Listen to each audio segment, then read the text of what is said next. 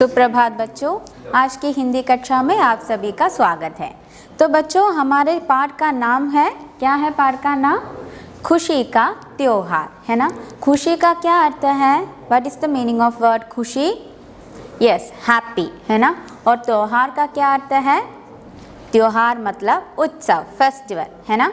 तो पिछले दिन हमने एक त्योहार का नाम सीखा था, वो क्या है? यस, लोहड़ी। लोहड़ी का त्योहार, है ना। वो कहाँ मनाया जाता है? पंजाब प्रदेश में मनाया जाता है। Very good. आज हम आगे का भाग देखते हैं। तो सब लोग अपना टेक्स्ट बुक निकालिए, पेज नंबर 35। तो अभी हमारे रेहान और जोया के बीच में बातचीतें हो रही हैं और वह नानी के पास जा रहे हैं ना। किसके पास जा रहा है? नानी के पास। और किसके साथ जा रहा है? यस, अकरम भैया के साथ। तो लास्ट पैराग्राफ से शुरू करते हैं। भैया, ऐसा तो लोहड़ी या होली पर होता है, लेकिन आज तो ये दोनों ही त्योहार नहीं है। जोया ने अकरम भैया से कहा, है ना। लोहड़ी के त्योहार मना रहे थे तो जोया ने अकरम भैया से पूछा, भैया आज यह त्योहार क्यों मनाया जा रहा है? अब अकरम भैया की बातें सुनते हैं। यहाँ देखिए, बच्चों अब मेरे साथ चलो, मैं तुम्हें बताता हूँ, भैया ने कहा। वे बस से उतरकर अकरम भैया के साथ फाटक के अंदर गए। वहाँ कुछ लोग तिरंगा झंडा फहराने की तैयारी कर रहे थे। यह देखकर वे दोनों इस सोच में पड़ गए कि आज ना तो अगस्त 15 है और ना ही 26 जनवरी, फिर आज है क्या, है ना। तो यहाँ हम चित्र देख सकते हैं कि यहाँ पर झंडा यानी फ्लैग फहराया जा रहा है, होइस्ट कर दिया जा रहा है ना। फ्लैग कब होइस्ट करता है?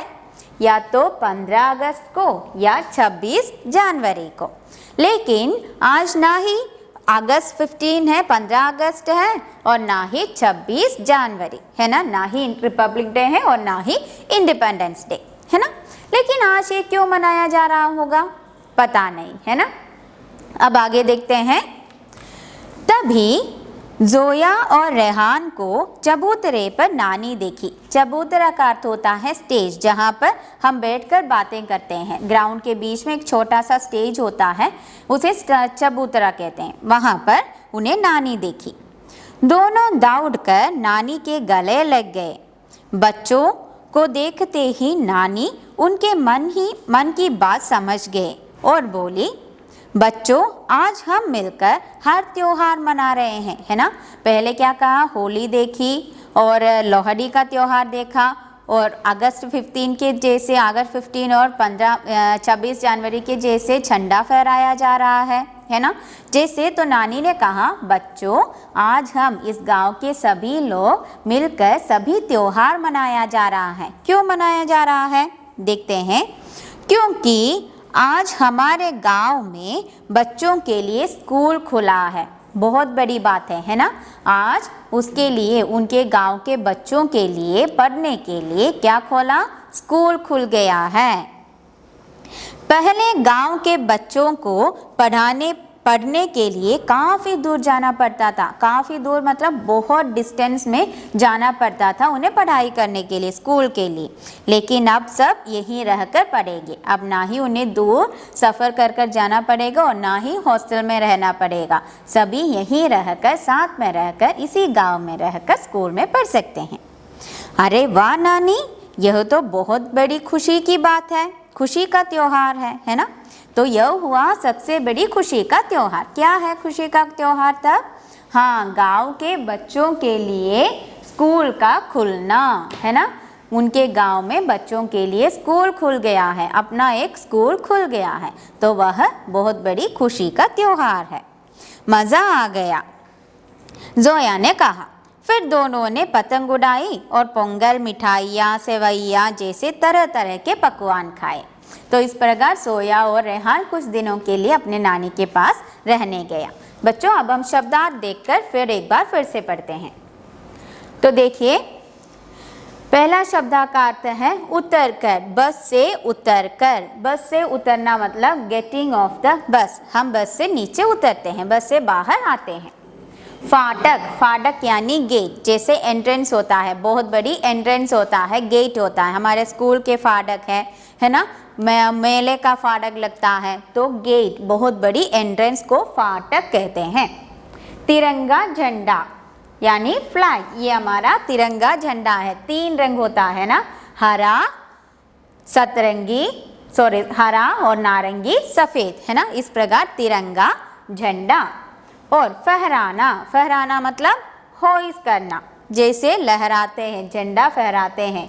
यहाँ देखिए, यहाँ एक आदमी झंडा फहरा रहा है ना, होइस्ट कर रहा है, फहराना मतलब होइस्ट करना। चबूतरा, चबूतरा मतलब स्टेज।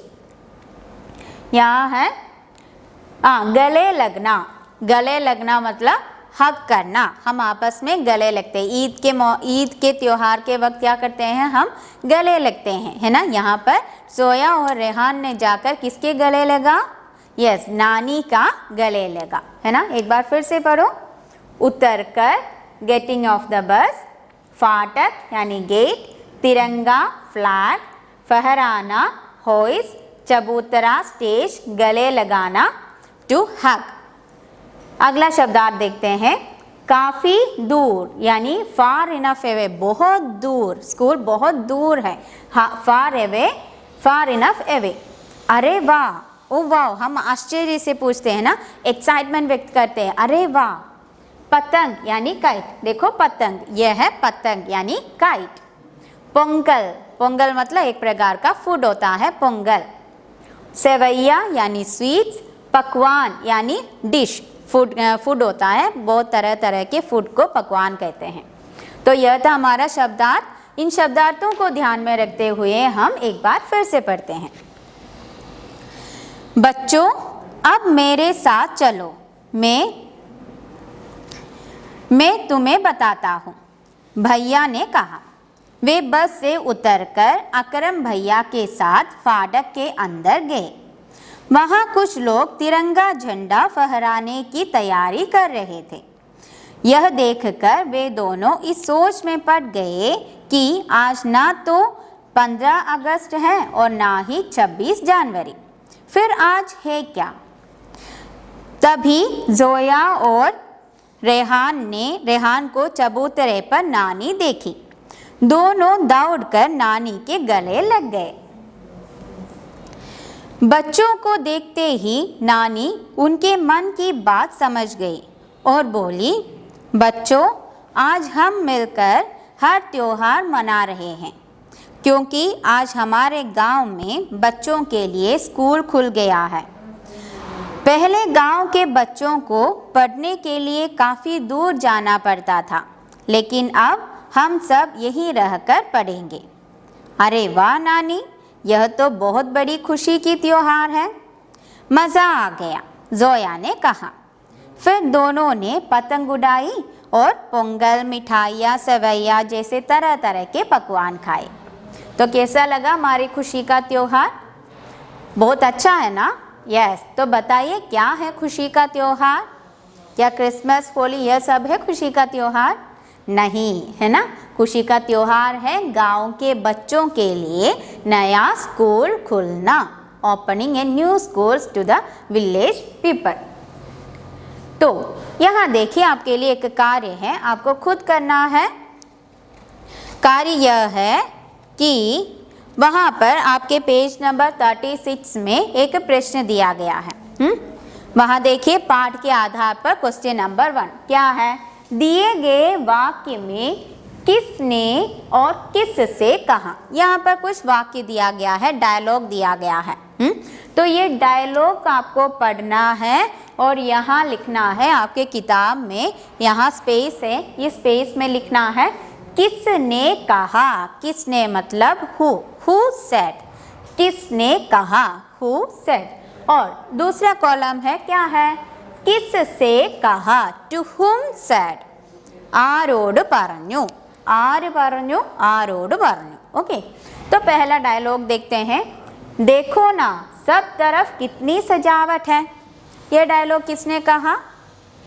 यस, यह डायलॉग सोया ने कहा। किसने के जगह पर हम लिखेंगे सोया। और किससे कहा था? यस, रेहान भैया से कहा था, है ना। तो यहाँ पर लिखेंगे सोया और यहाँ लिखेंगे रेहान। तो इस प्रकार आपको ये सभी कार्य करना है।